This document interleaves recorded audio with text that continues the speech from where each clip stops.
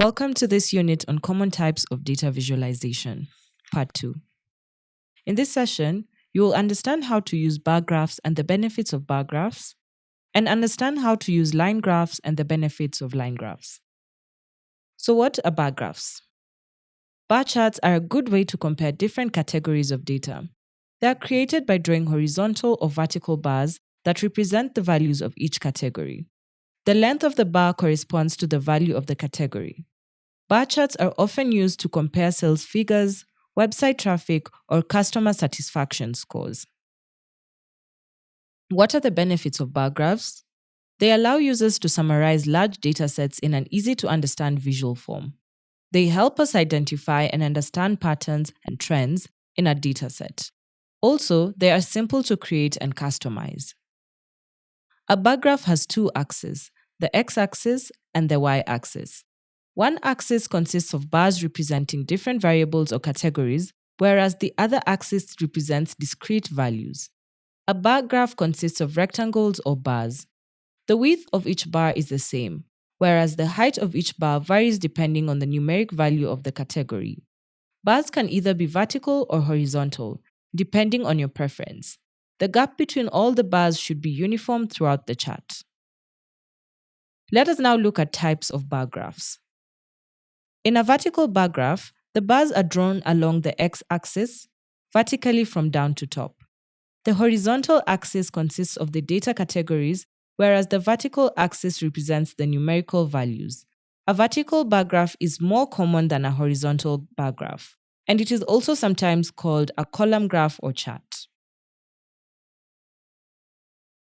In a horizontal bar graph, the bars are drawn along the y-axis horizontally. The vertical axis consists of the data categories, and the horizontal axis of the bar represents the numeric values. A horizontal bar graph is useful when you have long category names or many categories. The grouped bar graph. A grouped bar graph is used when you want to visualize data that consists of various categories, and each category further has several items or subgroups. For instance, if there are 5 categories and each category has 3 subgroups, the grouped bar chart will have 5 groups representing the main categories, and each group will have 3 bars. Grouped bar charts can be drawn vertically or horizontally, depending on your preference. Stacked bar graph. A stacked bar graph is also helpful in representing information about subgroups of different categories. However, the subgroups are stacked on top of each other. In other words, in a stacked bar graph, each bar is divided into several parts. Hence, we can also use a stacked bar graph to compare parts of a whole. So when do we use bar charts? Bar charts are particularly useful when you want to compare categories of data, visualize nominal or ordinal data, and highlight differences and similarities. Line charts. A line chart or a line graph is a way of showing how two numeric or quantitative variables are related. A variable is something that can vary, such as amounts, rates, time periods, etc. These variables are shown on the x and y axis of the graph, which are the horizontal line at the bottom and the vertical line at the left. A line chart looks like dots connected by one or more lines from left to right on a graph. Each dot represents a data value. Line charts are versatile charts for visualizing data that changes over time. They're particularly useful when you want to track trends, compare trends across multiple variables, identify patterns and anomalies, and make projections. This line graph compares the unemployment rates in the USA and Japan from March 1993 to March 1999. Some line charts have more than one line, which allows for additional comparison between categories or groups. While 2 or 3 lines on a line chart can provide some extra information and clarity, too many lines can make the chart hard to read. Choose the right data. Line charts are best suited for data that is continuous and changes over time. If your data is categorical or discrete, you may want to consider using a different type of chart, such as a bar chart or a pie chart. Make sure your chart is clearly labeled with a title, axis labels, and legend. This will help your audience understand the data that is being represented. Let us take a look at the following line chart. In what ways can we enhance it? In this version of the chart, you can see it's much cleaner and easier to read and understand much more easily, and we have reduced the cognitive load for the audience. One way to enhance it even further is by emphasizing the red line, which is core to the main message, and graying out the rest of the lines. You can also make it thicker to draw the eye in even more. Sometimes you won't have all the data you need to connect the dots, so to speak. For example, you may be missing data for some months or years.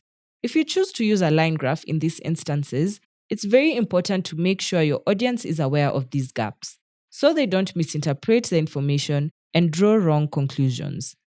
If the gaps are small and don't significantly impact the trend, you can simply remove those days from your chart.